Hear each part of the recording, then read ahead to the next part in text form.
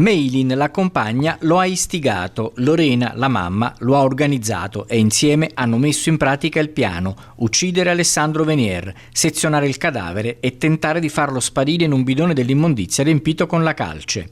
Ora entrambe sono accusate di omicidio volontario in concorso pluriaggravato dalla premeditazione, dall'aver commesso il fatto in presenza di una bambina di 6 mesi in casa e dal legame affettivo con la vittima.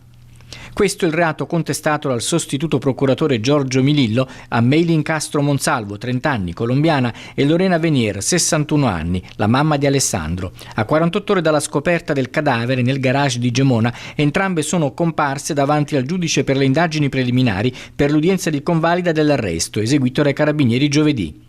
Arrivate sui mezzi della polizia penitenziaria dal carcere del Coroneo di Trieste, sono state ascoltate dal GIP separatamente. La prima a comparire davanti al giudice è stata Meilin, la convivente della vittima, che, difesa dagli avvocati Federica Tosella e Francesco De Carlo, si è avvalsa della facoltà di non rispondere.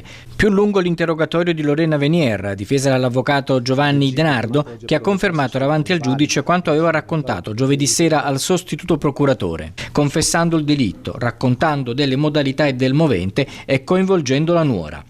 Al termine dell'udienza il giudice ha convalidato l'arresto, poi ha accolto la richiesta del PM di custodia cautelare in carcere, disponendo però per Meilin la custodia attenuata, come previsto dalla legge per le detenute madri di bambini con meno di 1 anno di età.